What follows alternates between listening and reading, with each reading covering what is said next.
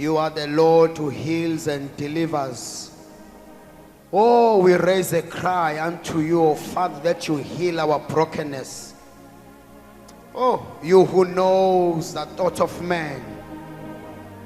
You who is able to read the thought of man. For who may know the thought of man except his own spirit. Oh, we thank you, Father, for stretching forth your hand upon us tonight. We thank you, Father, for healing each and everyone in this place. No one will leave this place broken.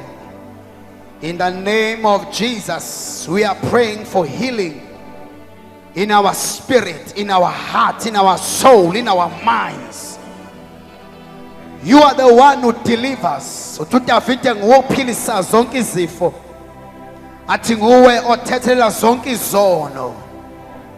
We have come to you, O King of glory.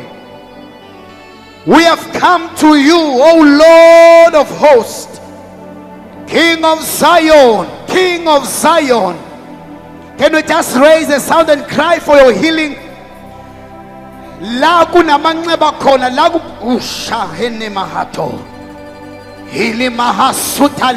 There's healing in the name of Jesus. There's healing in the name of Jesus. Healing of soul, healing of broken hearts.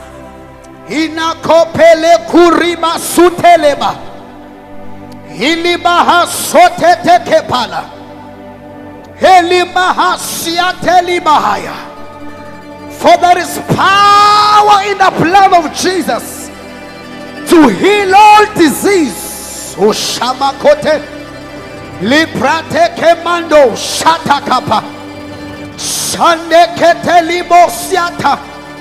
We thank you for your grace. We thank you for your grace. Thank you for your grace. Umusa wako si ubonile. Umusa wako si ubonile. Shena na na na hele na mama mama. Zili mini talela mama mama. Zili mama ya talela mama mama shane. Yelelele la la he.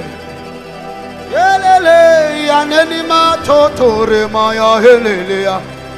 Hili baba baba zulia na na na masa. Ay, uingwele simagate shadede bahaso. Uingwele somanda hinimando se ya baba. We give you the praise, machina na mata. Ay kemoremo siate. We give our lives as a sacrifice unto Him. Utu Paul in the book of Romans. I urge you, therefore, brethren, that you may offer your bodies as a living sacrifice, holy and acceptable unto Him. This is a reasonable worship. Offering your bodies. We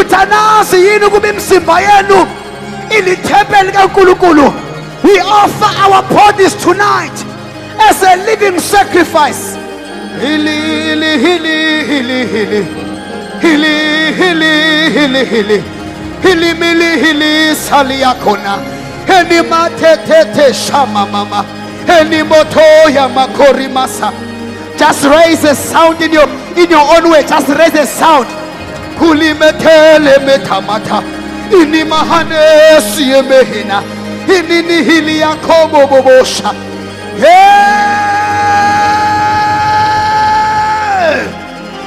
Saliela ya ya ya ya ya. Salele baka. Uyi shapata.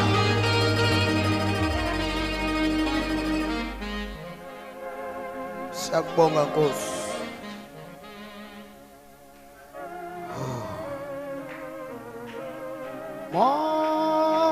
Moyo ngcwele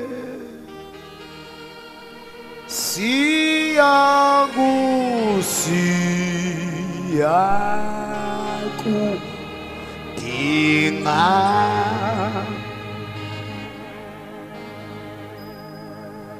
Oh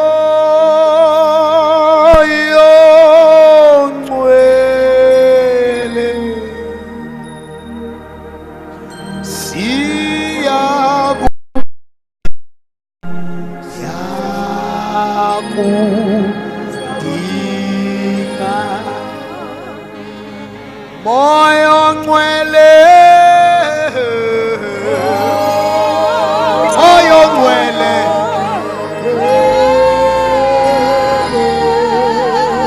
siyakudinga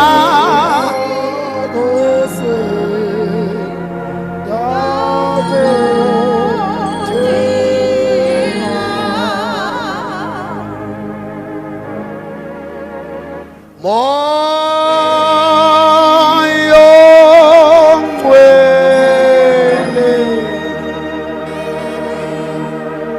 siyakudinga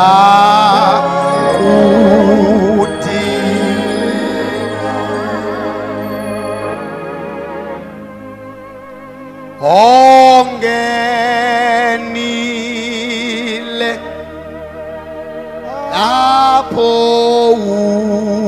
ukhona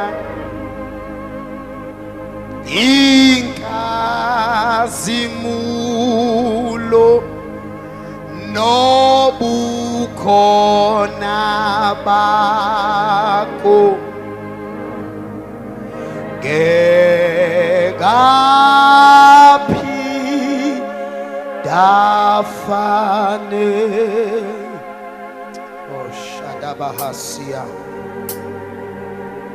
Oshade Bahasai. Siyabonga Nkosi yethu Jesu. We love you, Lord. Can we give the Lord a praise? Mshade izandla enkulu. Zingane izandla siyishaya inkosi yethu.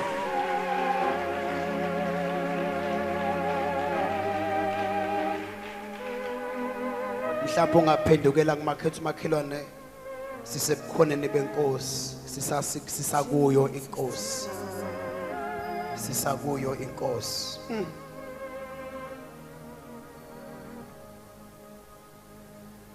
We were foreigners in relation so Israel we were foreign so people again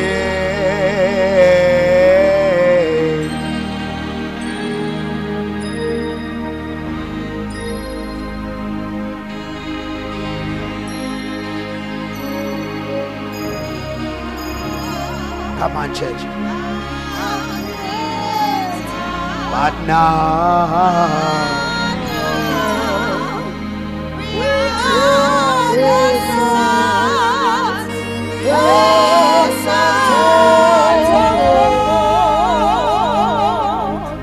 by grace we were foreigners in relation to Israel. We were foreign to be born again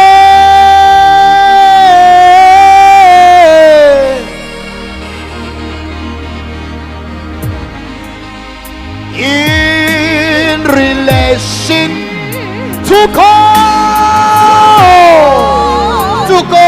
that created. But now, we are.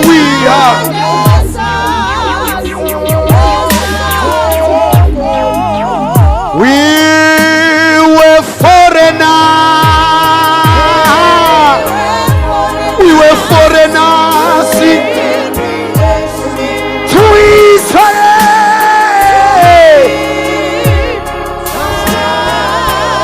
We were foreigners.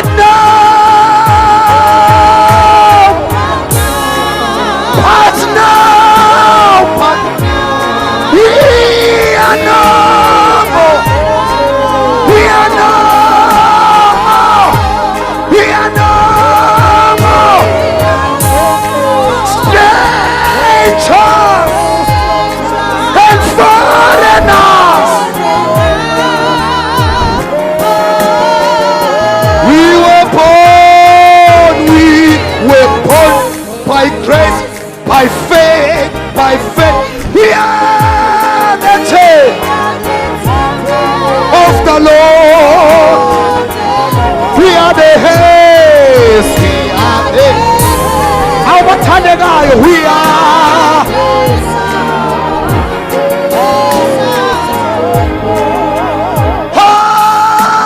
But now,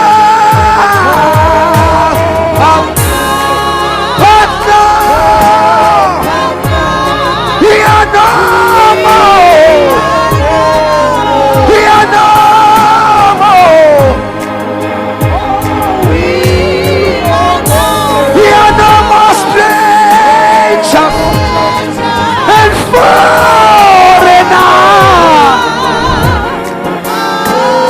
We were born by grace, born by grace, by faith.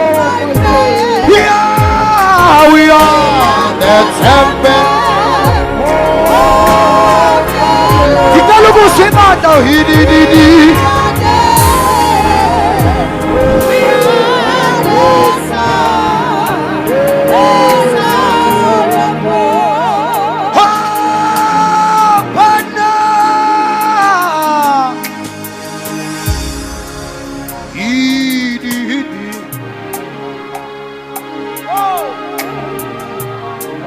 No more strangers. Wait for it. Come on, church, I can't hear you. We were weak.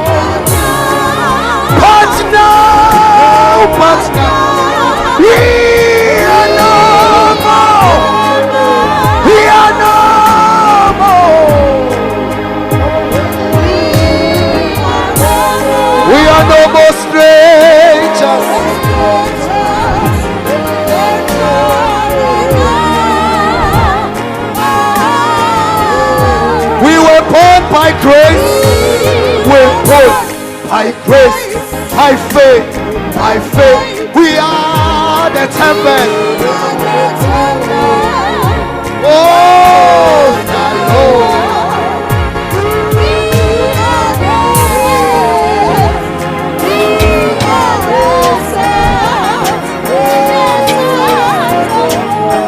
Ashaliko sethi izandla enkulu.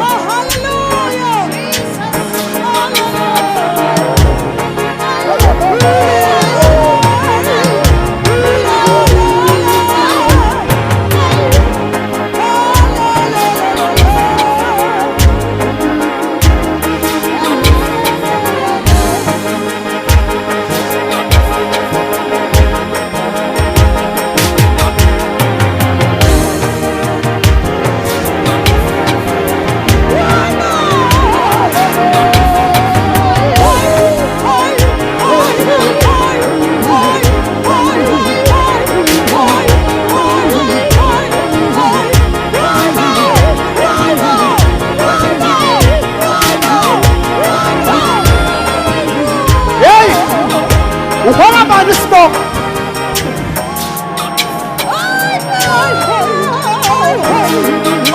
Wait down the Baba.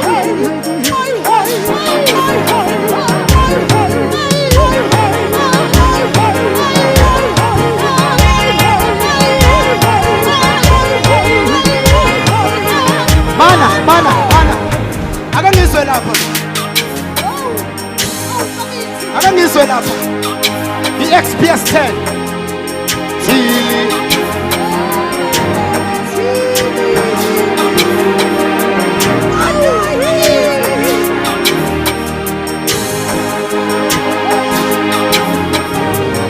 What's up, Baba?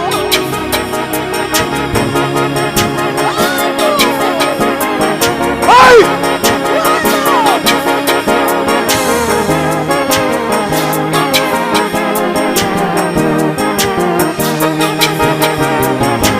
Phakamisha baba.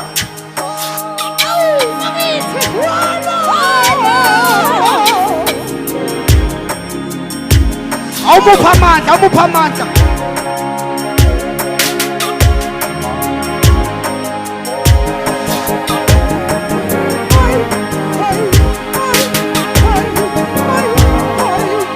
Bapha abantu abasha Nkosi yami.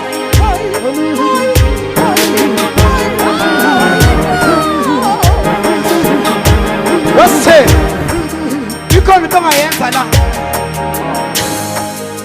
Ake sizwe usithe.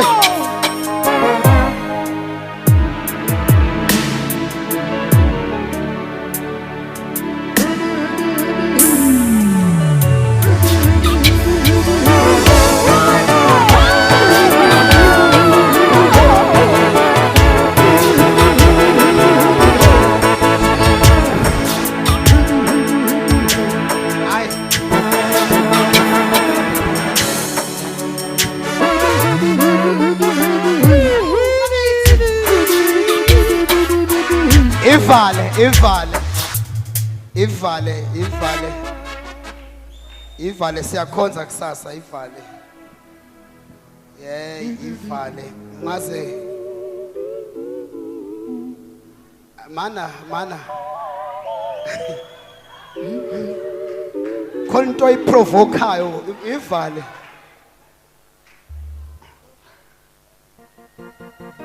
Hayibo.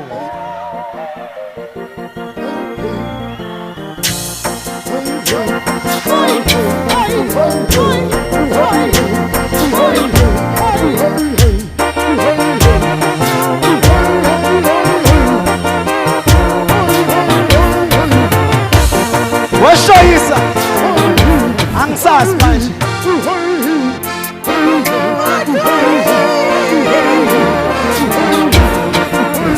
Hayi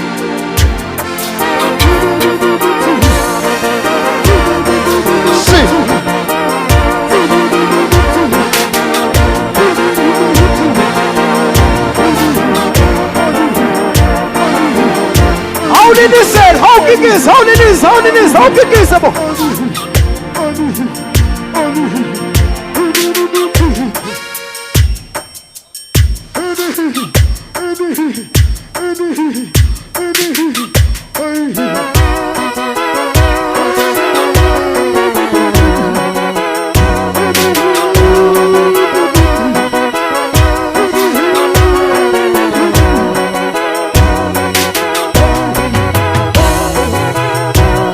Ayasifale.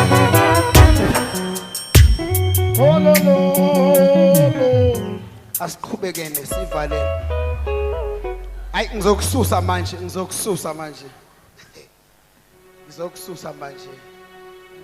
Cela sibashayele izandla enkulu basikhonzisa kamnandi. Hallelujah. Thank you Jesus. Siyabonga bafowethu. Ngiyacela lapha engwelezane manje nemicimbi niqashe usithe uyena one sound emnandi la. Oh hallelujah. Thank you Jesus. Hallelujah. So ngisengizogada bonke abahostayo ngizobuza ukuthi niyithathe lo sound. Babe ngayitholanga kusithe sizobagaxa fine. Hallelujah. Makabonga uJesu. Ngicela sishayele umvangeli unokuphiwa Buthelezi izandla for such a powerful word of God. Amen. Awuzingane kakhulu umuntu wasezulwini. Oh hallelujah. Thank you Praise the Lord. Jesus. Ngiyacela ke siphakame sime ngenyawo zethu sesiya ngasemaphethelweni. Dokotela bekumele kube 626 lena. Kodwa ke phela ke uJesu unendlela zakhe zokuyiqala into anigabisele athi nje thasi. Shuthi ke iyeza youth alive 626. Alibonga igama lenkosi.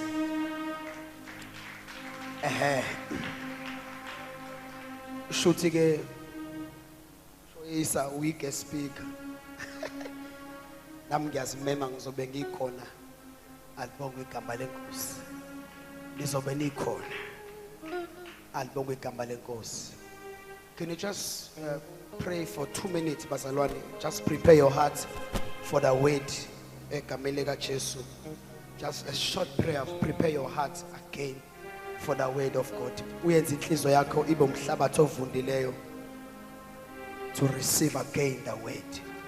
Can you just pray for your heart to be able to even understand the mysteries of God that are being spoken in this place? Father, we pray for our heart. We pray for our heart. Prepare us again.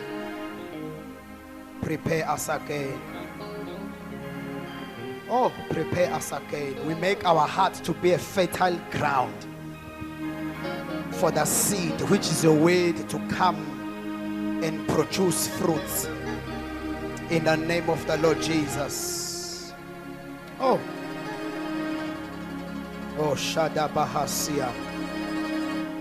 Jibabala Kosetele Bahasai. Zila Mahade Kabala Soy.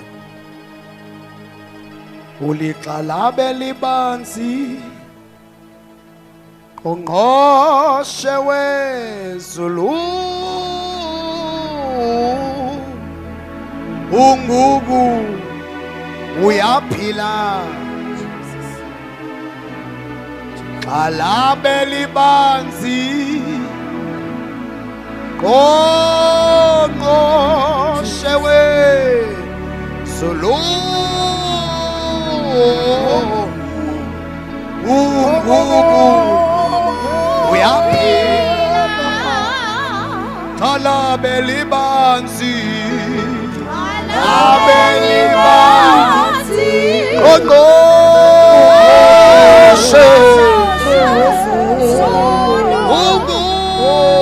Uguphila Uyaphila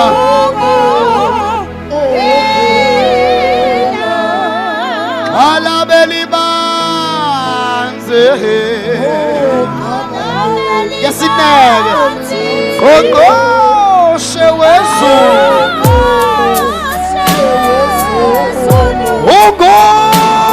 Uguphila wena Jesu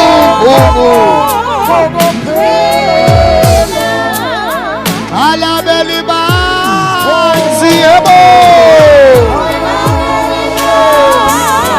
Kogoshe wezulu Uguphila uyaphila Jesu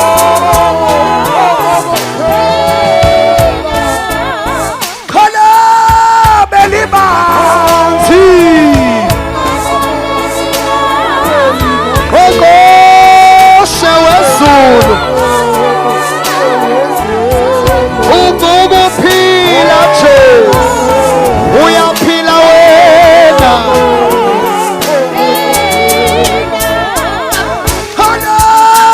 Alabelibanzi yebo Ongoshe wezulu uyaphila Jesu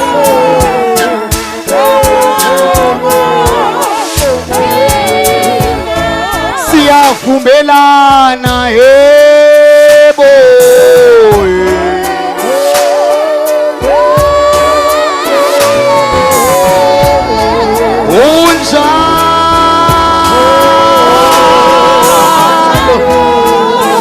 unjalo wena sithi hey baba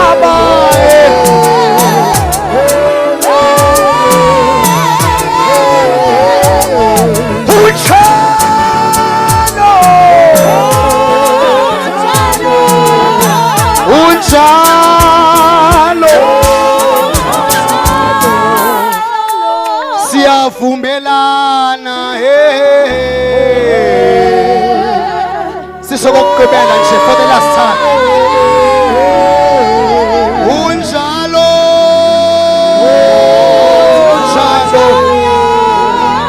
unjalo wena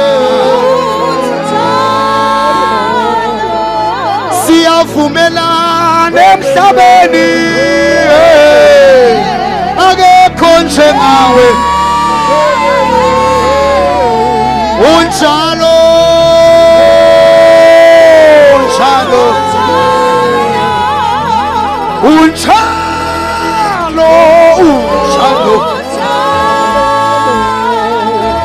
siyavumelana yebo ay shatheke phala unjalo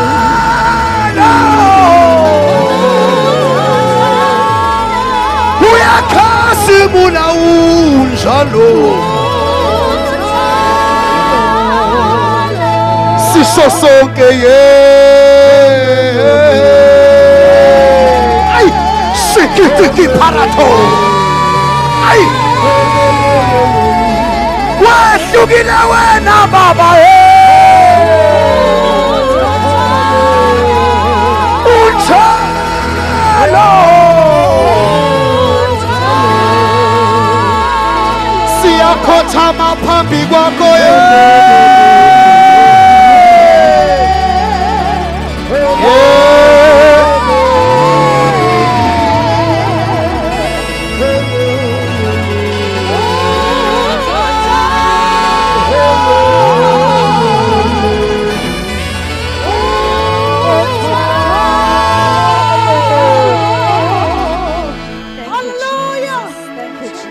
Thank you, Jesus. Hallelujah. Hallelujah. Christ is our message. Amen. Bazalwane. Akukho okuningi esihlangene nakho ngaphandle kwaKristu Jesu. Amen. Njengamanje sisazoqhubeka futhi ngayo le ndaba kaJesu. Amen. Hallelujah. Allow me bazalwane to introduce to you our next speaker. Amen. Angazi mangabachaza, I would say they are cut from the same cloth. Nomvangeli unokuphiwa. Amen, bazalwane. So bazalwane, the evangelist I'm about to introduce to you, he's a man of God, a preacher of good news. Hallelujah. And bazalwane uphuma at Tabernacle of God, Church of All Nations, Kwa Ezra, led branch, a branch that is led by Pastor Mdluli and Apostle T.P. Ndaba. Amen. And this good preacher of the word of God is leading a branch based in Durban, Morningside. Amen, bazalwane. So without further ado, amen, Galanisize samgele the evangelist Nkosiyazi Dlamini. Amen. Oh, hallelujah. Thank you, Jesus. Oh, Hallelujah. Hallelujah. Thank you, Jesus. Give a shout of praise to the Lord. Oh, hallelujah. He is worthy to be praised. Thank you, Jesus.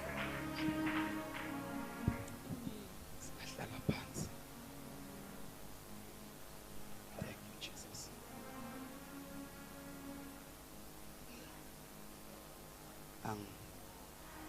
Ngithatha ithuba ngibingelele egameni lenkosi. Thank you, Jesus.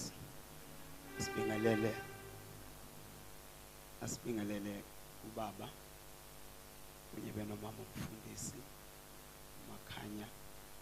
Thank you so much for having us kule ndawo siyathanda ukubingelela kakhulu umndeni osihostile namhlanje. Thank you so much for inviting us egameni likaJesu. 5-fold ministry apostoli abakhona bavangela othisha abaprofeti bezwi lenkosi siyabingelela egameni likaJesu, all men and women of God, ogogo nomkhulu, obhuti nosisi, all protocol is observed in Jesus' name. Amen. Siyabingelela ekhaya Shenge. Thank you so much for sharing such a powerful word of God. May the Lord God bless you, sis. In Jesus' name. Siyabonga Shoyisa Mlungisi. Siyabonga bhuti. Ngibingelela abahlobo. Ngibingelela abafowethu media and ushers. Ngibingelela nonke. Zwakele yini mama ngibingelela. Amen. Bonke abahlobo abakhona ngoba kushiwo bazalwane ngokwadlamini Nkosi yazi igama lami ngiyakholwa egameni lika Jesu amen angazi uma kunje uthi uyaqala ephi bathi kangiqale kulokho enginiwe khona angiqale kulokho enginiwe khona ngicela angazi but Ephesians chapter number 1 verse number 3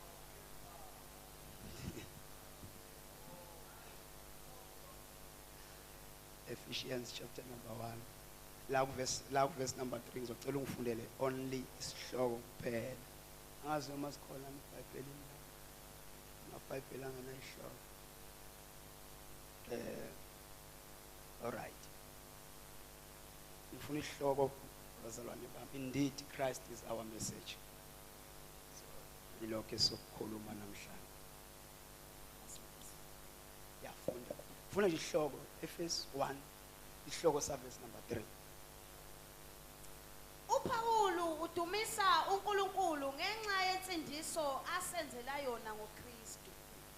phinda futhi sisi uPawulu udumisa uNkulunkulu ngenxa yensindiso asenzela yona ngoKristu. vula izenzo 4 verse 12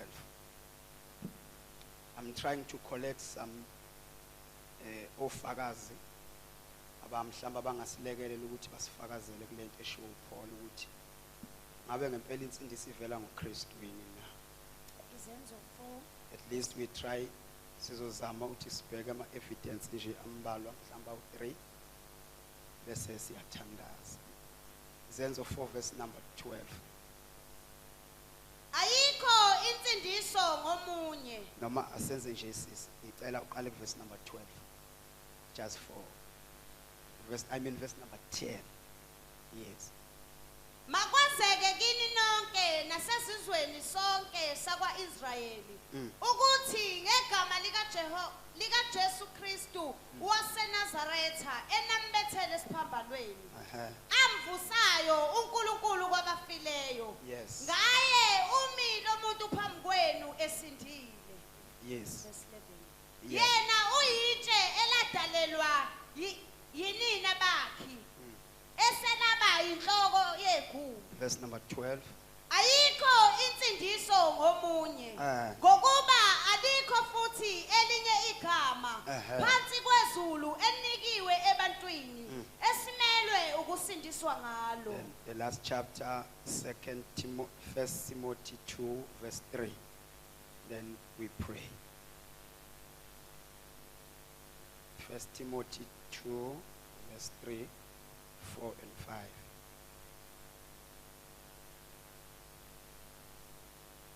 Timothy uqala sahluko sesibili ivesi lesithathu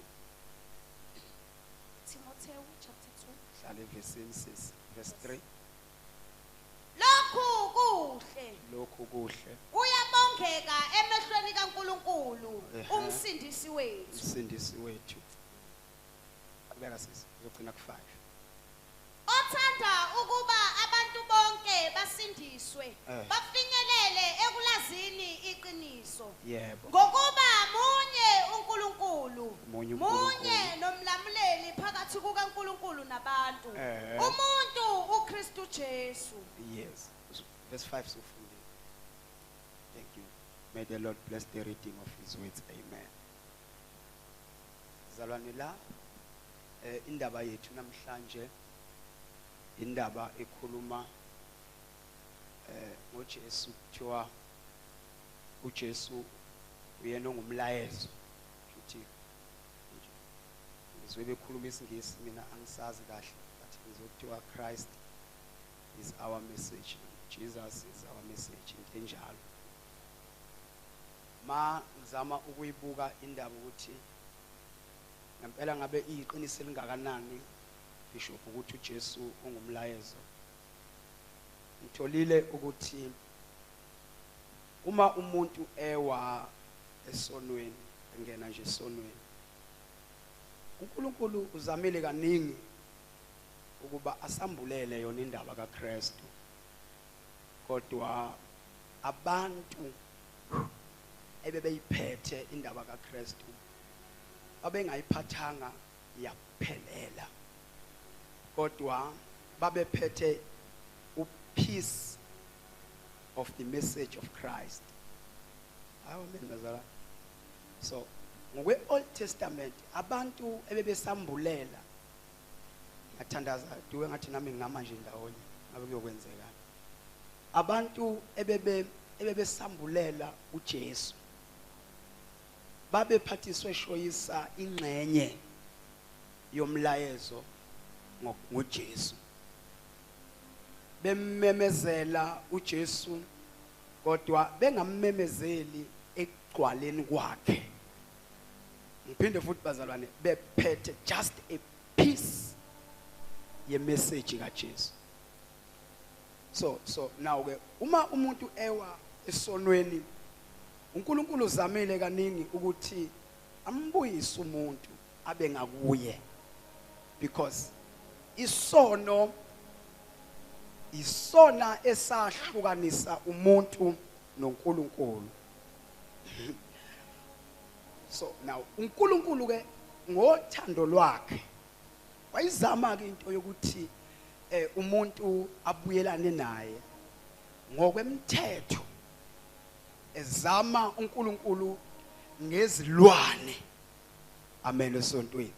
Washo ukuthi izilwane azikwazi ukuphelelisa umuntu kuNkulunkulu. Kunengxenye engafezeki uma kuhlatshwe isilwane ukuthi isilwane sihlanze isono somuntu.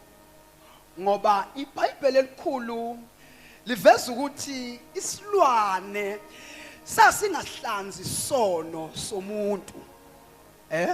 Kodwa igazi lezilwane lalisibekela isono somuntu. Number 2, igazi lezilwane lalingawuhlanzila unembeza umuntu.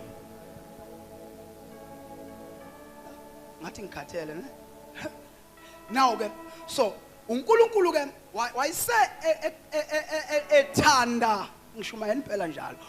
Wayise uNkulunkulu ke ethanda izwe kangaka waze enikela ngendodana yakhe yayizelwe iyodwa. Kodwa sibabonilo Isaya bezama ukusivezela ukuthi emhleni kaHerodi inkosi kukhona owesifazane ozokhulelwa and mayekhulelwa lo wesifazane uyoqamba ingane ayoyizala uyoyibiza ngokuthi uImmanuel, meaning ukuthi ke uNkulunkulu ke unathi. Ngimzwa kahle mina uIsaya mayekhuluma bazalwane bami athi izani sithethe indaba. Uthi let us come all and sit down and reason together. Uthi uIsaya izani sithethe indaba. Bese khuluma amagama dube athi nomisono sakho sibomvu njengegazi nomisono sakho sinjengobubende, but if you give this Jesus a chance and you come and we reason together, uthi ke isono sakho noma ngabe kuthiwa sibomvu kangakanani, but uma uzovuma indaba yokuza sizorizina sithethe indaba lesisono sakho siyathethelelwa.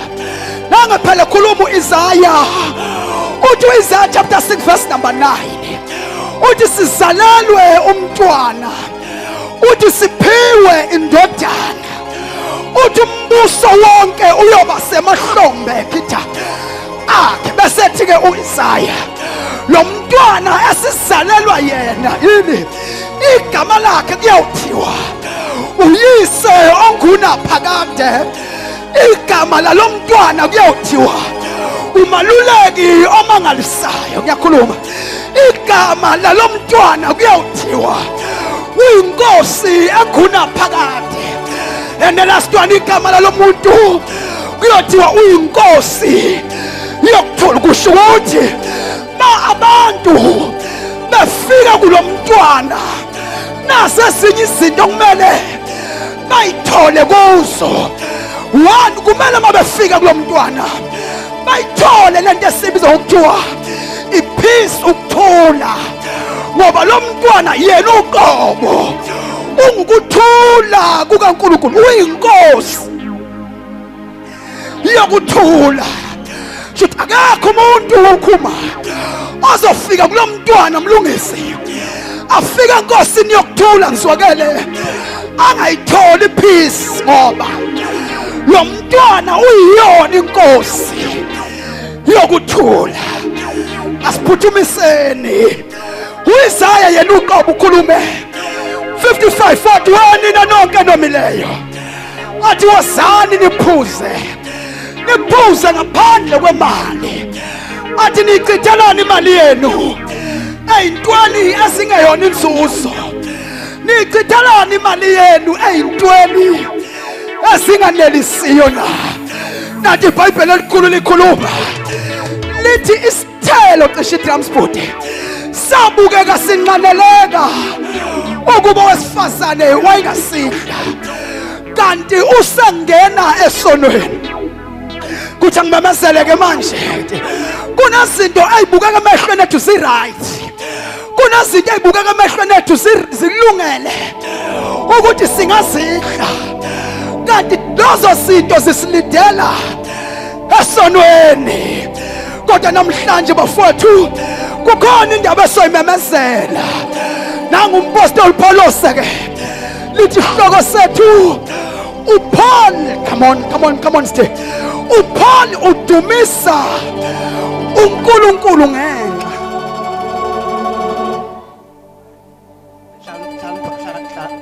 Bela abafundisi badlale phansi.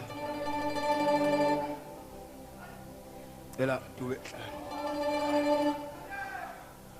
Ungathi kukhule ngisho.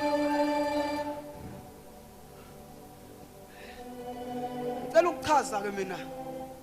Ngicela ukungena kwi-angle yensindiso.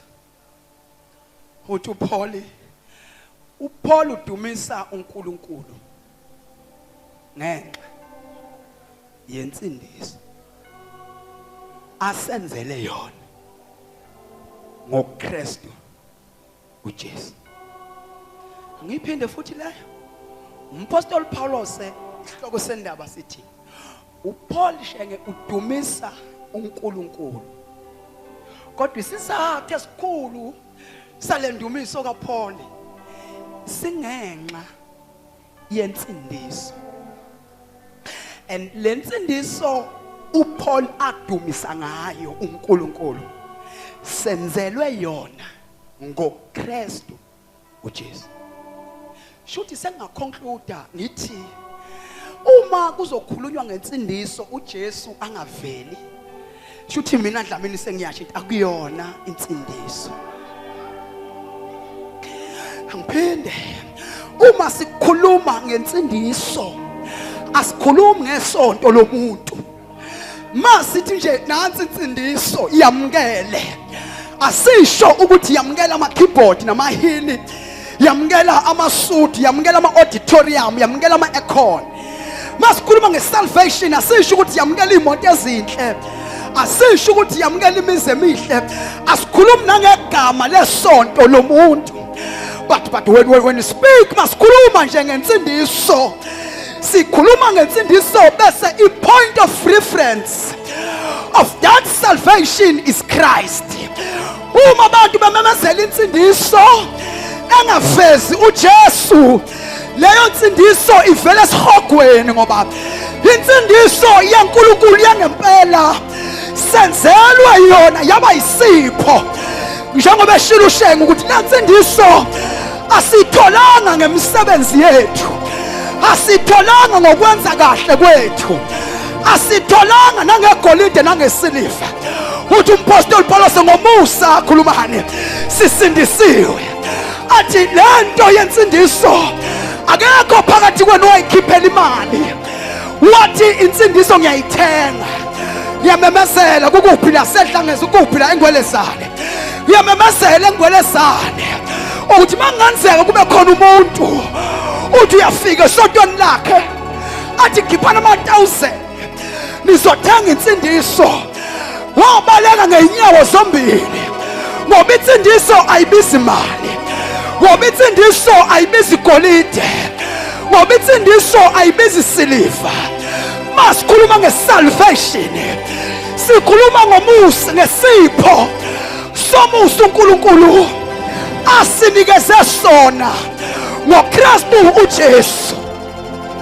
Manje ke bazalwane, uma ebhala ke ubhala izenzo uzofakazela into khumaka.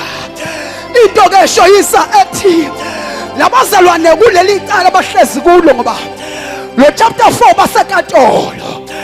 Uma inkantolo ibabuza ukuthi lo muntu uphile ngamapha amandla, lo muntu uphile ngaliphi igama, yaphakama into kaPeter.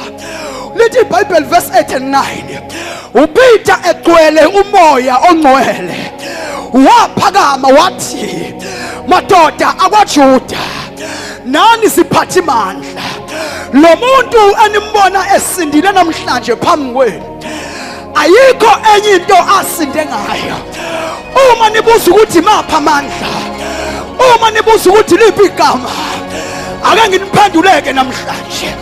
Lithi iBhayibheli waphakama uPeter wathi, lo muntu animbona esindile usinde ngamandla, wasinda nangegama, igama likaJesu. Hawu, lo enimetheleyo obeyitshe legumbi elanqatshiwe yini ninabakhileyo.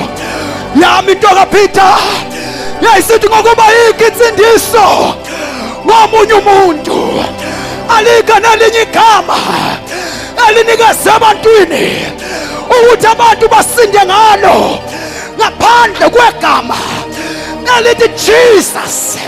Nami sengiyamemezela ukuthi nansi insindiso esindisa umphefumulo womuntu, nansi insindiso esindisa abantu ekubhujisweni, nansi insindiso esindisa abantu olakeni likaSimakade.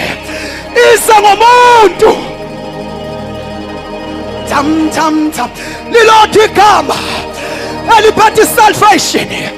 Lithi lilodwa igama eliphatha salvation. This man is Jesus. Akozeli, akalali, imi nobusuku uyena oyalesa ingelosi ukuba sisiphathe ngesandla, akagadwa nangama-bodyguard.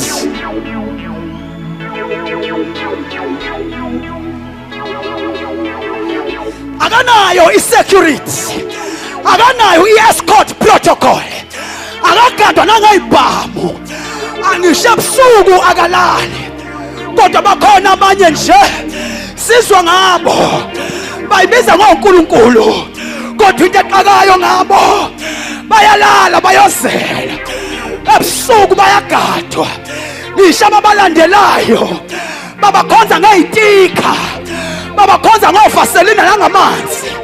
Bathi lilodwa igama elinikezwe ebantwini, lilodwa. Jesus is the name.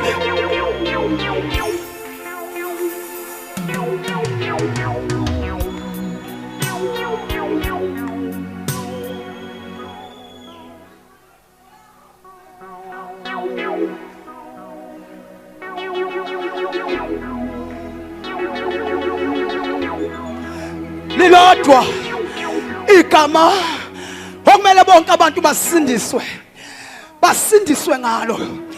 Ngizwe ebhala Izaga wathi igama likaJehova lingumposhongo namandla, nabalungileyo babalekela kulo bafumana ukusindiswa. Uma ungenayo uJesu uyobalekela-phi? Uma ungenayo uJesu siyoba yini ihlengo somphefumulo wakho? Ngoba uJesu isihlengo somphefumulo womuntu, uJesu isihlengo.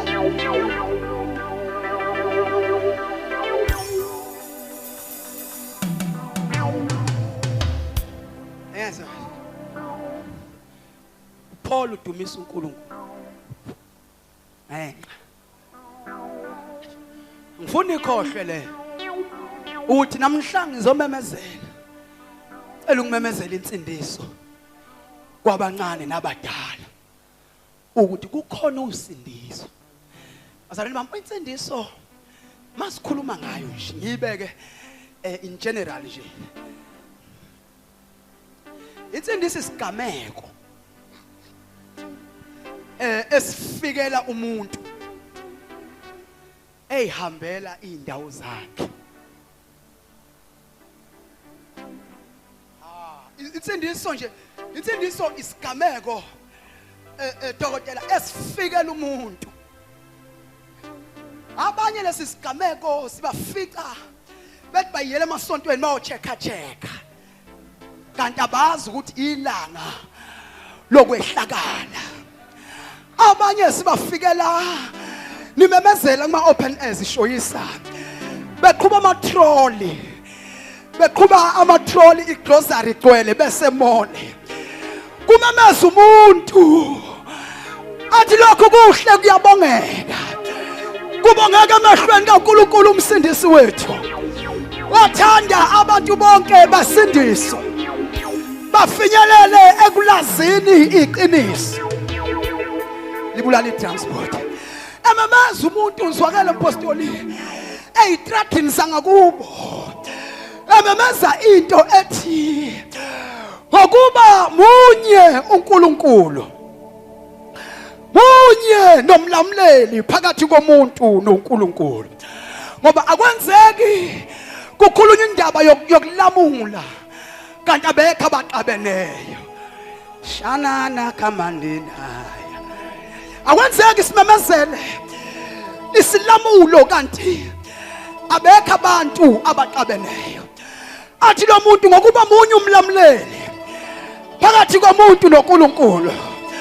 Umuntu uKristu igama lakhe nathi iBhayibheli libhala lithi wazinikela waba inhlawulo.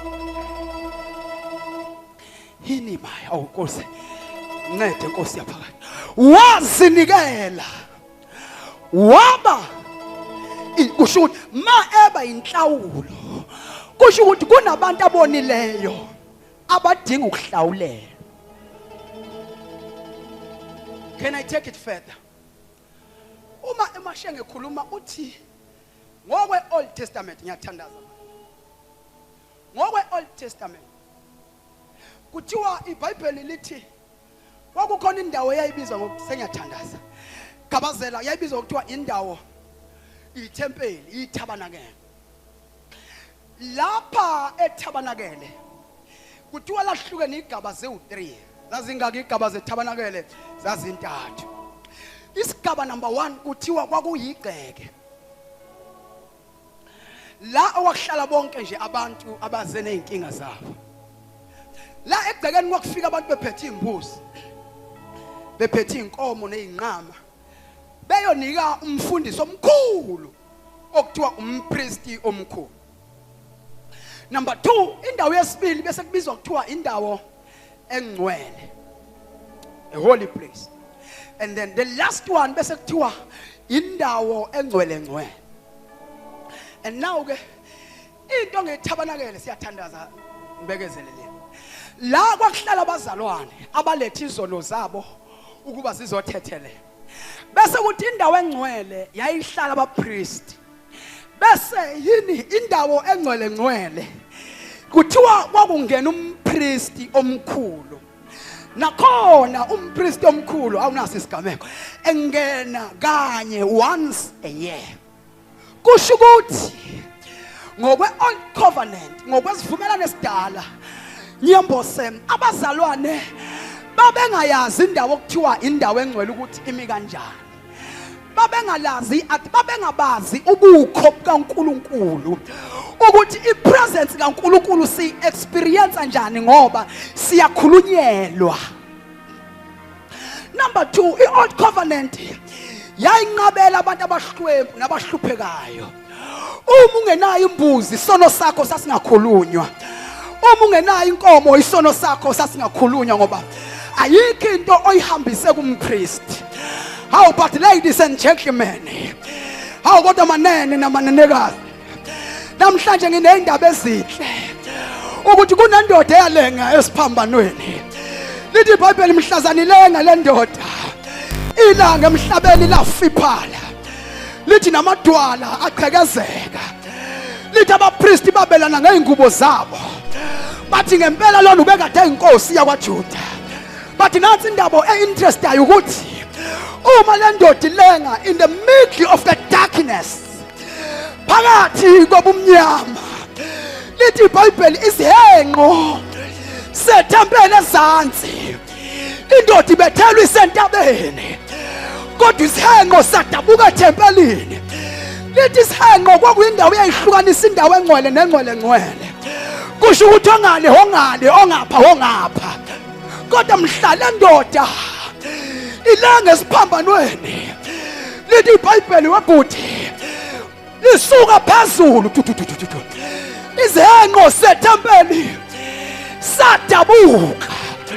sisho ukuthini izihenqo sethempeli ladies and gentlemen sithi izihenqo sethempeli nangebhala amaHebheru chapter number 9 uthi kukhona umuntu ongumpristi omkhulu ongena kwaba kanye kithi endaweni engcwele ngcwele engena ngegazi lakhe engangeni ngegazi lankomo kupha engangeni ngegazi lampongo engangeni ngegazi lankukhu engangeni ngegazi lambuzi for the first time zwakele in history sibona umpristi ayongena ethempelini kodwa engaphethe silwane for the first time in history emlandweni weBhayibheli for the first time kubonakala kuthiwa nangu umpristi omkhulu bethe abantu phosiphi ilwane liphi igazi leyilwane kwasho ukuthi lo mpristi akazile ngegazi leyilwane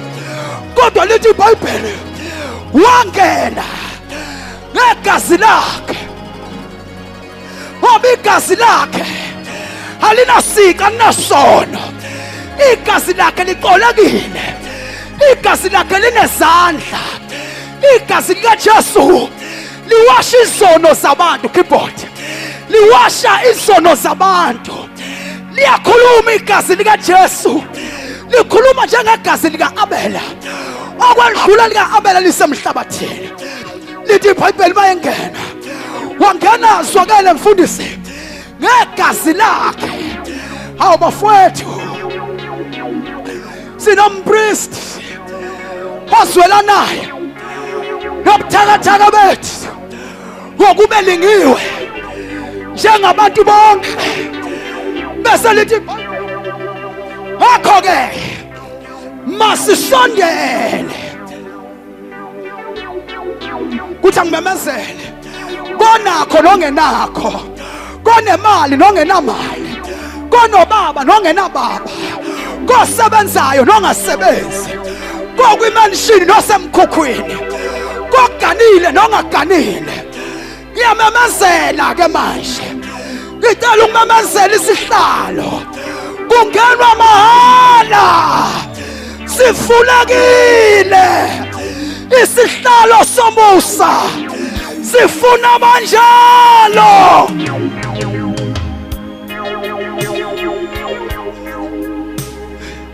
asithandaze ngizwa omunye ezahlulela uthi omunye senginabantwana bangama-choice assorted angisavumelekile ukungena la nginomntwana okwaDlamini ophikwe ubaba wakhe nginomntwana okwaDube ngokwashoyisa nokwamncube ngizothi mina isihlalo sifuna khuka abanjalo noma ungaba nezingane eziwu5 ungashadile you can still change that life usangayishintsha leyo mpilo leyo usangayishintsha ngokuza kuJesu ngokuthi uMapostoli Paulos umuntu ufuma ngomlomo akholwe ngenhliziyo ukuthi uNkulunkulu wamvusa kwabafileyo ukuthi uJesu indodana kaNkulunkulu kube kusindisa azalwane insindiso nansi insindiso nansi yabona into engimemezela yona ulambile awulambanga you need this salvation inqole kade ngigibele ngiza ngapha umpostoli kukhuluma abantu ukhuluma yePK. I pray about this. Lo khuluma yePK bese kuma ba u3 phakathi nendawo. Achaza into ayichazayo. Uma ubuka ngapha emasayidi nakutshela ukuthi there is an emergency door. Kodwa lo oyekhanda ibhanoyi wathi mayelakha ibhanoyi khumaya. Wayise impostoli walakha laba nomnyango obhala ukuthi emergency exit. Kodwa ingozi ayikakenzeki. Okay, ngiyaxolisa ukukhuluma ngebhanoyi. Uma ugibela iquantum, walibuka iquantum lapha phezulu kunomnyango, kunewindi elibhalwe lapha elimnyama, lase libhala ngamagama abomvu. La magama abomvu athi emergency exit. Uma ungena kumabhilidi amakhulu, uthi mawunyuka mhlawumbe unyuka ngama steps noma uhambe passage, kukhonjiswa isign ethi emergency exit. Kodwa ingozi ayikenzeki. Kodwa emergency exit isikhona. Awukhipha. Ngithi ingozi futhi ngizwakele kungaze kuphele 5 years to 10 years ibhilidi likhona. Ingenzeki ingozi. Ungaze uyitshele ukuthi wena lo emergency useless. Kanti owayakhalela ibhilidi emqondweni wakhe wayenayo into ethi in case of emergency kuyoba yini eyohlenga. Mangenzeka ungene engozini siyoba yini isihlengo somphefumulo wakho. Nakungenzeka ungene ekufeni ngimemezela uJesu saphila. Ngiyazi uhlezi lapha awukakafi futhi usazophila up to 90 years. Kodwa ngicela ukumemezela the emergency exit ukuthi bafowethu uJesu asimshumayela manje. Kwabanye angeke abanikeze umshado, abanye angeke abanikeze incebo, abanye ungenzeka baze bafe bengasebenzanga. Kodwa lo Jesu asimshumayela manje akaphelali nganeno kwethuna. Lo Jesu uyi-emergency exit. Ethi noma ingozi ingakafiki, kodwa ingozi isifice si-well prepared ukuthi noma ngingafa namhlanje, but my life is secured. Ngicela ukumemezela uJesu asiza umuntu nganeno kwethuna, angamshiyi nganeno kwethuna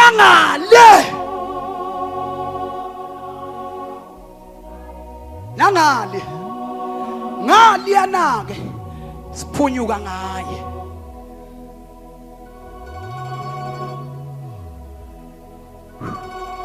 Apostoli uDubu uzothandaza.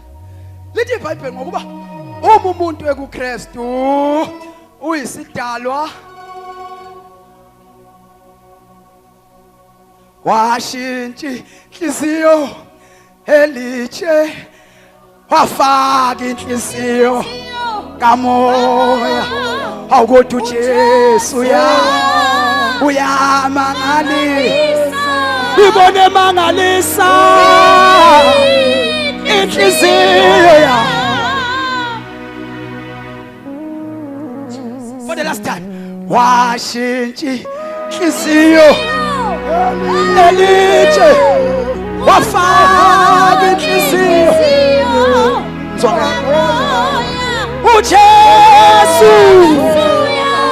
uJesu wembona lapha kimi.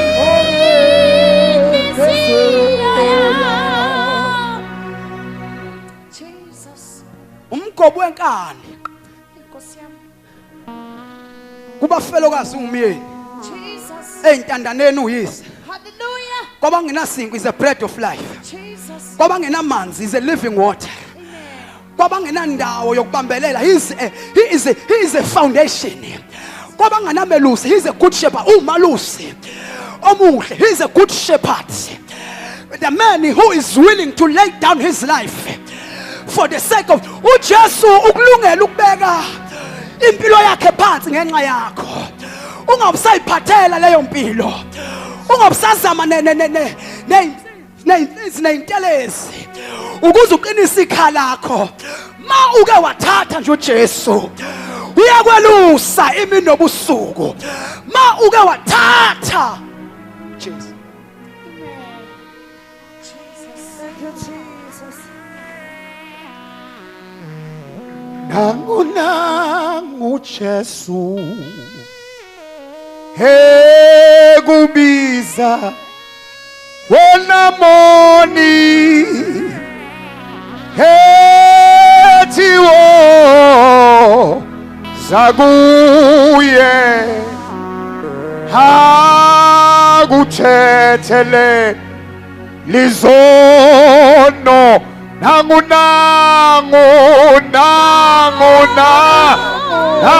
nangu she ekubiza wena mo etiwoza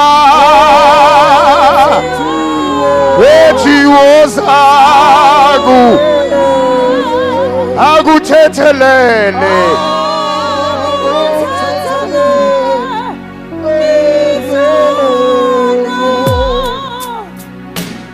kuthiwa mfoka Dlamini omunye umcimbi omkhulu waphuma imoto ungangilimazi kwi microphone waphuma imoto zamemezela ukuthi kunomcimbi omkhulu ose stadium wamenyezelwa nabaculi abazoba khona nezikhulumi kuthiwa ngosuku lomcimbi kwaphuma bonke abantu baya kulomcimbi kodwa kulaba babephuma beye emcimbini kukhona ababethi mabedlule esangweni bafakwe ibhande libomvu kwakungakhokhwa mali kodwa ibhande lalingafakwa bonke abantu sekusemcimbini ngaphakathi bonke abantu babe celebrate abaculi akekho wayesitho munye everybody was in jovial mood bonke abantu babesukuma bedansa into eyayixaka ukuthi nakuba kudanswa lapha ya kunephunge lalokhu lishaya okukhombisa ukuthi kuyaphekwa la istadium uthe abantu besajabule sahamba isikhathi kwabonakala liyashona ilanga baqala abanye bahlala phansi akusadanseki indlala isiqalile wase kuyamenyezelwa empubheni wathiwa all the VIPs may you rise there is a room prepared for you kuthiwa baqalaza abantu ngoba mhla kumenyezelwa ukuthi khona ama VIP wabonakala abanebhande elibomvu elifake engalweni basukuma bonke kade besemcimbini kodwa mase kuyodliwa kwabonakala bambalwa basukuma bayongena endlini elungiselelwa abathile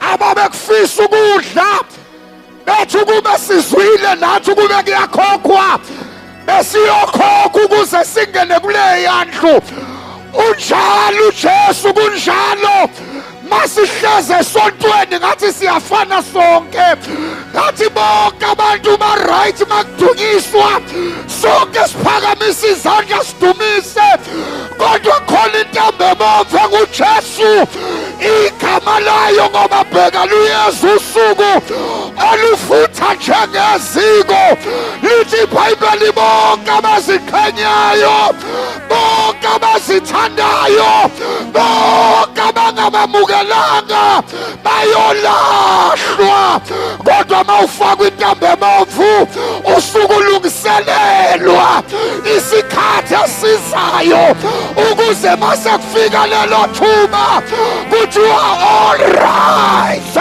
the room is prepared for you bese nawe uyongena ube nelungelo lokungena kanye nababiziweyo singahlala sonke esontweni kodwa kusibo bonke abaredi ukuthi makukhala icilongo bamhlangabeze. Lento kaJesu intambo ebomvu eyafakwa kuRahabi isifebe. Wathi mhla kubhubhiswa kodwa wasinda uRahabi.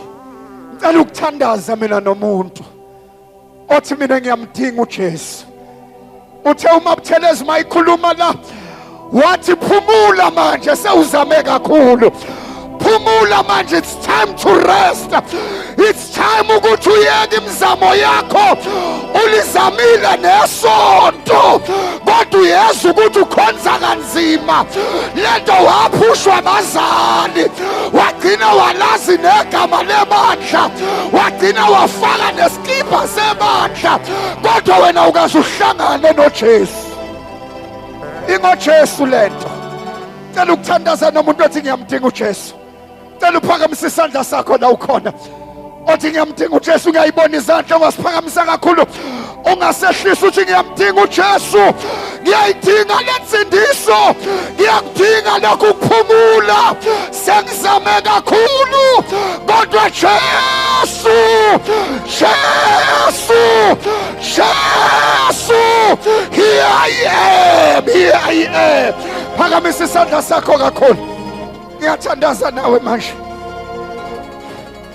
Le ndaba ingomdala, le ndaba ingomncane, ngiyayibona izandla emuva. Siphakamise kakhulu Jesu, ngiyakudinga. Izulu lingafuna umuntu oyedwa. Mafuleka uchitha amamiliyoni kanti izulu lifuna umuntu oyedwa nje. Kangakanani bebangaka izulu abalizohlangana nabo namhlanje. Wozani sithatha indaba noma zibomvu zinjengegazi siyakuba mhlophe zibe njengeqhwa. Kusizana ukuzuzizwe lonke ekugcinani ulahlekelwe ukuphila kwakho. Siyakuba yini sihlengo sokuphila kwakho. Wawe uthi Jesu, Jesu, Jesu. Ngiphumuze, phakamisa kakhulu isandla sakho. Phakamisa kakhulu isandla sakho. Kunamashanda masai. Ukhona inowomile. Ageze. Mayike waphuza esiswini sakhe. Kuyogobhoza imithombo yokuphila. Cela uphakamise isandla kakhulu, ngiyathandaza. Ngiyayibona izandla ziyaphakama. Ngiyabona izandla ziyaphakama, ngiyayibona izandla ziyaphakama. Ngiyayibona izandla kusizana ukuhlala isikhathi eside esontweni. Uze waziwe ube nakuyiregister kodwa ungakaze uhlangane naye. Ngiyacela neniphakamise izandla nime njengezinyawo zenu lapha enikhona ngoba siyathandaza phela manje. Manje njengezinyawo zenu khona lapha enikhona. Ungesabi isinqumo esikhulu lesi. Isinqumo esikhulu lesi. Nangu uJesu ophumuza usukuma mntanami. Sukuma nawe athi Jesu ngiyakudinga. Jesu ngiyakudinga empilweni yami. Jesu ngiyakudinga ngiphumuze. Ngiphumuze. Ngiphumuze. Mawuke wafika. Ngicela ngigijimani mantaba. Ngoba kusekho ukulahlwa. Baba kuKristu uthekijimani mantaba, mgijimani ozani kini. Wozani ngizothandazana negameni lika Jesu. Ningesabi mntaba, mgijimani ozani. Wozani ngaphambili zothandaza egameni lika Jesu. Ngicela shaya izandla kakhulu. Naba bezenkosini. Nangu Jesu. Oza mntanami ungahlalisa umuntu phansi. Kubiza wena moni ethi woza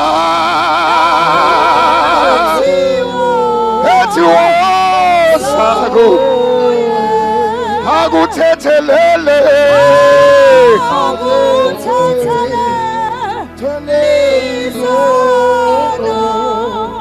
inkinga ngethikithi elibomvu mawusalifaka ngathi alinasidingo. Kanti kuzisikhathi lapho liyosiqualify ukuthi singene la kungangeni khona abanye. UJesu njalo. Mawumemukela kuhamba kahle ngathi uyisiwulanyana nje. Nabantu bayakubuka bethi kanti ubelokhu sina esontweni kanti bengakaze amamukele uJesu. kanti wena uzofaka ithikithi libomvu uzothi Jesu siza impilo yami. Lento ethi akusekho ukulahlwa kwaba kuKristu Jesu ayishiwo kumuntu ongonanga, ishiwo kumuntu owonile, futhi abantu abanabo ubufakazi, abanama exhibits bezazi zonke izono zakhe. Mase kufanele athethe icala kuvele kuduka idokhethi, bazokwazi abameli ukuthi noma ngathiwa umshushisi uphethe iskipa esigcwele igazi, kodwa manje mayike yafuna idokhethi la ngatholakala icala liyachithwa. uJesu mhla efe esiphambanweni wayizolahla idokhethi elalismangalela ngezono zethu. Samenyezelwa we were justified, kwathiwa we have no sin, siwukulunga kukaNkulunkulu, we are the righteousness of God.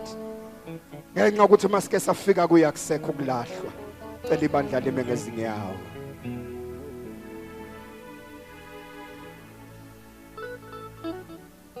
Kungenzeka khonосele abantu bayazazi izinto zakho, bayakwazi nokwehluleka kwakho, kodwa ngicela ukukuncenga okugcina ukuthi nangu uJesu usihlazo, nangu uJesu othethelela izono. Cela usukuzela ngaphambili izothandaza nawe. Cela usukuze, cela usukuze ngaphambili, cela usukuze ngaphambili izothandaza. Cela usukuze ngaphambili izothandaza. Sesiyathandaza ngempela. Cela ibandla lonke livala amehlo. Cela ukukuncenga okugcina ukhonani othi Jesu ngiyakudinga empilweni yami, nginikeze ukuphumula. I have tried everything, but I need this rest. Sengisonte ngakhonza impilo yami yonke, kodwa ngiyeza ukuthi I am exhausted. I have been trying and trying and trying. Ngizama ukuba umntwana kaNkulunkulu, ngizama ukumkhonza kahle, but I feel the exhaustion. Ukhona osho njalo, ngicela usukuze ngaphambili othi ngiyakuzwa ukukhathala, ngiyezwa sengibambelele ngamandla okugcina, ngiyezwa ukuthi akusagijimeki, ngiyakudinga Jesu unginikeze ukuphumula. Cela usukuze ngaphambili, sekulate bazalwane, kodwa ukhona noyedwa othi I'm tired, ngidinga ukuphumula. Sengithandaza isikhathi eside nezulu ngathi alisangizwa. I am exhausted. Ngiyezwa ukhona lo engikhuluma naye othi I am exhausted. Ngicela usuke lapho uze ngaphambili izothandaza nawe egameni lika. I am exhausted. I am exhausted. Ngikhathele nje, ngikhathele, ngiyamkhonza yena futhi ngisindisiwe kodwa ngikhathele. Cela ukuthandaza nawe. Thank you Holy Spirit. Ibandla livala amehlo. Umuntu uvuma ngomlomo akholwe ngenhliziyo kube ukusindiswa. Ngicela ungibambele kancane my brother. Ngicela ukunikeza laba abala ngaphambili just 30 seconds. Usho ngomlomo wakho uthi Lord, I give my life to you. Vula nje umlomo wakho. Mawukuthi kunezinto oyikhumbula uthi baba ngithethelele, open your mouth. Ngiyacela ibandla libalekelele egameni lika Jesu for 30 seconds. Open your mouth. Vula umlomo wakho uthandaze. Vula umlomo wakho uthandaze uthi baba ngonile phambi kwakho kodwa ngicela ungisize ungilekelele. Ngiyabonga ukuthi ngizwe izwi lakho namhlanje ngalikholwa, ingakho ngize kuwe ngicela ungisindise. Open your mouth, speak on your mouth, speak with your mouth. Vula umlomo. Ngiyababona bayathandaza, ngiyababona bayivula imlomo yabo egameni lika Jesu. Say something to the Lord. If you want to say, Lord, I am sorry, usho njalo uthi baba ngiyaxolisa, baba ngithethelele. Usho nje noma ngayini ongayisho uNkulunkulu before we pray. Thank you Holy Spirit. Cela ibandla lidlule izandla zalo kubo. Ngiyacela befundisi kakhulu umfundisi uMakhanya babeke izandla kulabazalwane egameni lika Jesu, and also the ushers welcome them. Banikeza amahug, nibamukele embusweni egameni lika Jesu Kristu waseNazaretha as I pray. Dear Heavenly Father, in the name of Jesus, thank you. Thank you for your word. Thank you for the vessels that you used tonight. Thank you, dear Heavenly Father, for the host of this great service. Thank you for the word spoken in this place. And thank you for their hearts repented beza kuwe. Thank you for your grace. Ngaphandle komusa wakho akekho ngabulanga phambili. But it's been your grace. Thank you, Holy Spirit. We give you glory for these souls. We give you glory for these lives. Father, I pray for the strength of the journey. As they journey with you, dear Heavenly Father, cover them by your blood. May your grace engulf them. May your grace be upon their lives. I pray, oh Father, ukuthi umusa wakho uvame njalo phezu kwabo. Said your grace,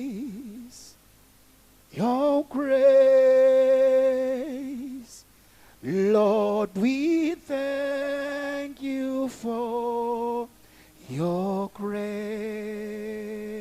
Just that. Your grace. Your grace. Lord, we thank you. Lord, we thank you for your grace, your grace, your grace, your grace, your grace. Lord, we thank you. Lord, we thank you for your grace, your grace, your grace, your grace, your grace. Lord, we thank you. Lord, we thank you for your grace, your grace, your grace, your grace, your grace. Lord, we thank you. Lord, we thank you for your grace. Your grace, your grace, your grace, your ushers. Lord, we thank you. Lord, we thank you for your grace.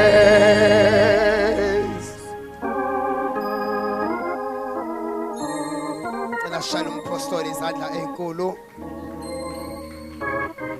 Zincane izandla sishaye shale. Thank you, Jesus.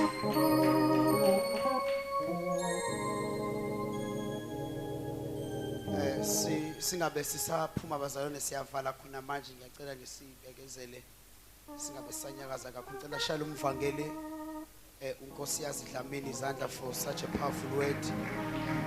Thank you, Lord. Because of our time ngizocela ukuthi samukele phakathi kwethu ubaba umfundisi uMakhanya to do a vote of thanks. Ngiyacela ngabe khona ngiyacela mhlawumbe abasemnyango singabacela so that umuntu omdala will release a blessing before we leave. Ngiyacela nje ama-ushers angisize ukuthi abasemnyango basondele sesiyavala khona manje. Ngiyacela nje sibalandeni singahambi without a blessing. Ngiyacela nje sisamukela ubaba. Nkosi ngiyabheka kuwe ngikuni singama ngenyawo zethu bazalwane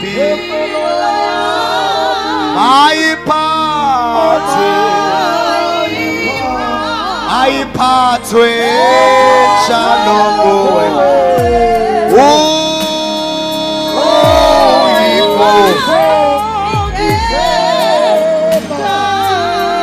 Nkosi ngiyabheka Nkosi ngiyabheka kuwe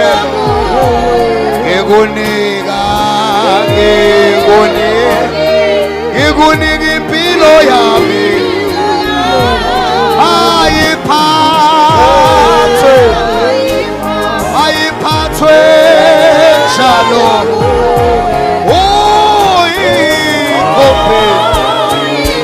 uyikhophi uma Nkosi ungibona uma Nkosi ungibona izula ngisazula uma ngithukisuko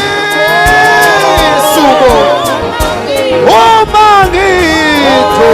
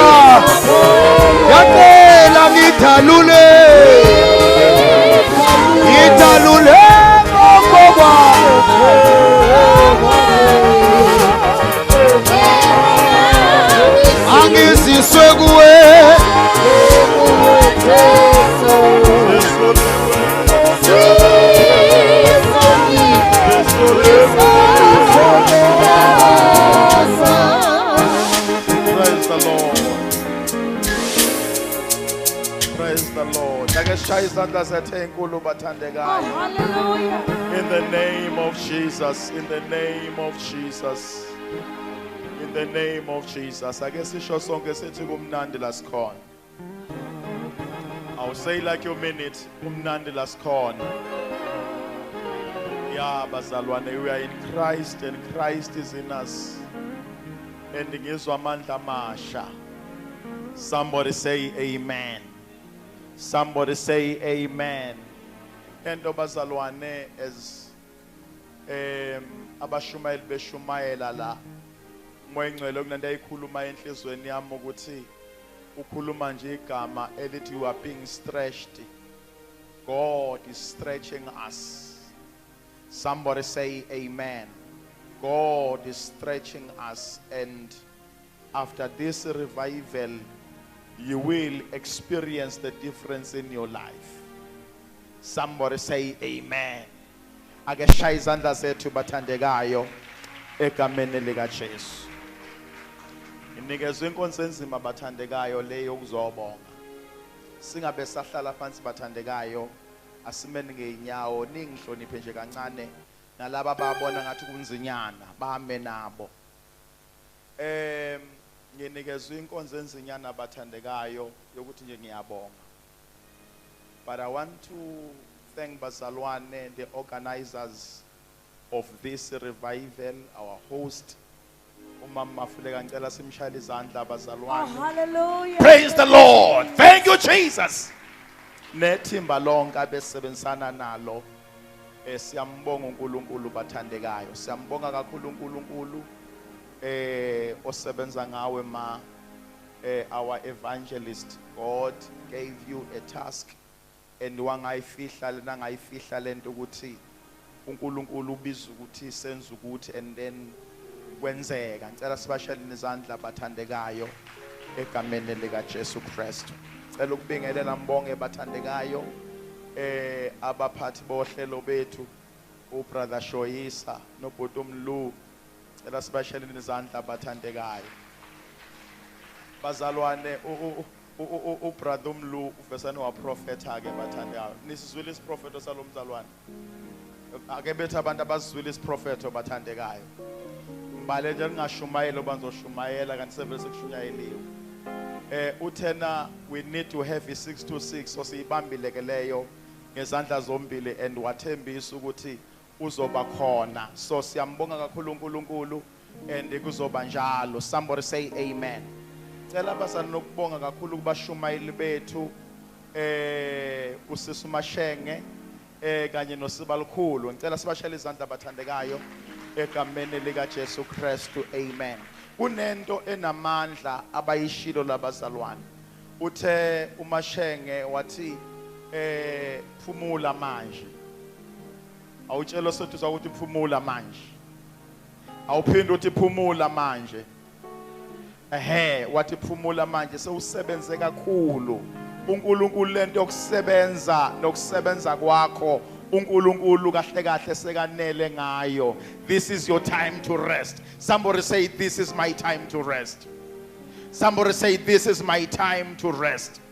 Because the Bible says bazalwane ongenile esabatheni uphumule emsebenzini yakhe yonke. So we are at rest. We are at rest. Kuyingozi ukusebenza ngosuku lwesabatha kubizwa ukufa uyafa nokufa. Because the Bible says makaqalekiswe osebenza ngosuku lwesabatha. Christ is our rest. We rest on the Sabbath.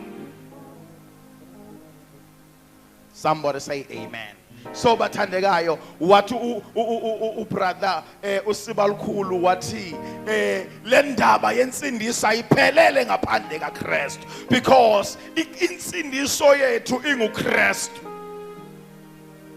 Cela shaya izandla labazalwane bathandekayo, angifuni ukuthi ngiyone kakhulu indaba yabo. So I want to thank bazalwane, all our guests, abazalwane bethu abahlanganyele nathi, abaqhamuka all the way from Durban, from Upongolo, from Wanongoma, Pietermaritzburg. I heard khona abaqhamuka ngisho eGoli bazalwane. So ngicela shaya izandla bathandekayo egameni lika Jesu. Amen. Praise the Lord. Mbonge bazalwane, abazalwane abasiculayo ngabacule kahle labazalwane, nambe bezongiculela kahle. Cela sibashayele izandla, abashayi bogubhu, abasi videorizelayo, ama ushers wethu. Siyambonga kakhulu uNkulunkulu bathandekayo. All the pastors enzwakele siyabonga kakhulu bathandekayo. All the pastors abakanye benkadenathi siyambonga kakhulu uNkulunkulu ngani bathandekayo. And we believe ukuthi uNkulunkulu is doing a great move, noma is doing a great job phakathi kwethu. The Bible says bazalwane oqalile umsebenzi uyawuphelelisa. We trust him for that, because we know that when he has started something akayishiyi into ingaphelele. uNkulunkulu onjalo nje. If eqala insindiso kuwe namhlanje, I want to give an assurance ukuthi uzohamba nawe impilo yakho yonke, because he said he will never leave you nor forsake you. Uhamba nawe for the rest of your life. So ke bathandekayo, siyambonga uNkulunkulu sengivala bazalwane khona okunye okuselela. So right. Sengivala bathandekayo, ngibona abazana bethu sebeyahamba abanye. But siyambonga kakhulu uNkulunkulu bathandekayo. Cela sivale amehlo ethu simbonga uNkulunkulu. Father God, in the name of Jesus, we thank you. We thank you for your grace. We thank you, Lord, for this revival. We thank you ukuthi babona amandla onke we have experienced babongcwele the revival and the move. Babona amandla onke usebenza phakathi kwethu. Ngegama lika Jesu I pray ukuthi babona amandla onke the word that has been shed in this house tonight, babona amandla onke liphelelise and bear fruits in the lives of the believers in the name of Jesus. Siyakubonga ke babona amandla, sibonga uNkulunkulu ongcwele ukuthi you have blessed us. Babona amandla onke abundantly izwi lakho. Babongcwele we are blessed beyond measure. Babona amandla onke izwi lakho, makabonga uNkulunkulu osibusisile ngaso sonke isibusiso sokomoya. Siyabonga ke babongcwele ukuthi as we are leaving this place tonight, babongcwele sihamba singabantu ababusisekile in the name of Jesus. Ake sishaya izandla zethu bathandekayo, simbonga uNkulunkulu wethu. Ake sishaya izandla zethu ezinkulu sithi siyakubonga Baba, siyakubonga uNkulunkulu ongcwele, siyakubonga uNkulunkulu wethu, siyabonga isipho sempilo, siyabonga uthando osithande ngalo, ukuthi usithandile ngothando lumangalisayo. Thatha udumo ke uNkulunkulu ongcwele ezoqhubeka usebenza empilweni yethu ngegama lika Jesu Kristu umhlengi wethu. Musa nokuhlangana kaMoya Engcwele makube nathi sonke ngabanye izibuye inkosi uJesu lande bandla layo manje naphakade amen.